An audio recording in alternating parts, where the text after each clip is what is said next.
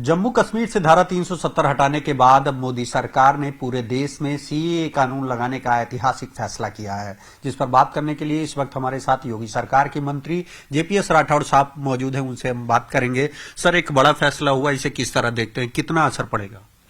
सबसे पहले तो ये सीएए एक्ट बनाने के लिए देश के यशस्वी प्रधानमंत्री माननीय नरेंद्र मोदी जी, गृह मंत्री माननीय अमित शाह जी समेत सभी सांसदों का, राज्यसभा लोकसभा और इस देश की जनता का मैं आभार करना चाहता हूं कि उन्होंने माननीय प्रधानमंत्री जी को इतना मजबूत करने का काम किया है कि वो इतने साहसिक फैसले कर पा रहे हैं। और माननीय प्रधानमंत्री जी लगातार जो पीड़ित है, वंचित है, दलित है, गरीब है, उसकी चिंता करने का काम कर रहे हैं।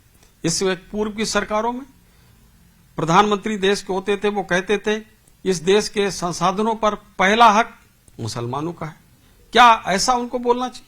इस देश के संसाधनों पर पहला हक गरीबों का है, वंचितों का है, दलितों का है, महिलाओं का है।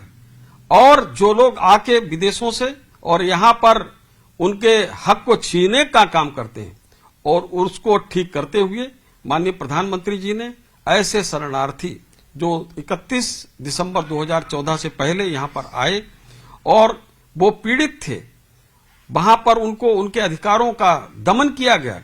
पाकिस्तान में, अफगानिस्तान में, बांग्लादेश में ऐसे हिंदू, सिख, बौद्ध, जैन, पारसी और ईसाई सभी धर्मों को उन्होंने लिया है। तो इस तरह से किसी प्रकार का भेदभाव नहीं किया गया। और जहां तक रही बात की मुसलमानों को इसमें क्यों नहीं शामिल किया गया, तो उन्हीं से तो पीड़ित थे, उन्हीं से पीड़ित होकर तो बेचारे यहां पर आए। तो जो पीड़ित करने वाला व्यक्ति था, पता चला वो भी साथ में चला आता, वो कहता है चलो तुमको वहां भारत में भी देखेंगे। तो इसलिए उनको उससे दूर रखा गया।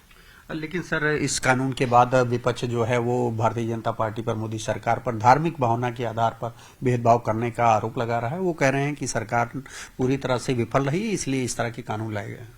देखिए, ये सीए एक्ट को बिल को लाने का काम कब हुआ? जब हमारी 2019 में सरकार बनी, तत्काल बाद सीए को बिल को लाने का काम किया गया।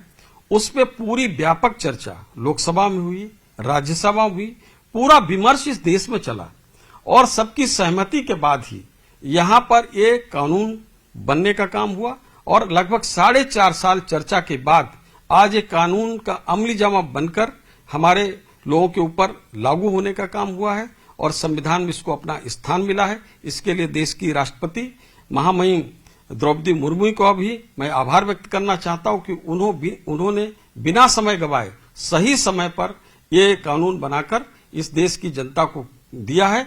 और इस देश के जितने भी शरणार्थी भाई हैं, मुझे लगता है कि वो उनको आज के दिन बहुत बहुत धन्यवाद देना चाहेंगे। एक अंतिम सवाल, क्योंकि ये सर जब कानून आया था 2019 में तो बड़े स्तर पर पूर्वोत्तर राज्यों के साथ पूरे देश में विरोध हुआ था। ऐसे में अब कानून लागू हो चुका है, तो शांति व्यवस्था के लिए क्या कदम है? देखिए, इसमें किसी को किसी प्रकार का विरोध का एक स्वर नहीं बोलना चाहिए। अगर जो लोग इस कानून का विरोध करते हैं तो समझ लीजिए वो पीड़ितों के विरोधी हैं, वो गरीबों के विरोधी हैं, वो वंचितों के विरोधी हैं। जो कोई हमारी संस्कृति रही है कि कोई व्यक्ति शरणार्थी बनकर आता है तो हम उसको गले लगाते हैं, तो हमारी संस्कृति के विरोधी हैं, हमारी सभ्यता के विरोधी हैं। ऐसे विरोधियों को जवाब देने के लिए देश की जनता तैयार है और 2024 में उनको करारा जवाब मिलना तय है।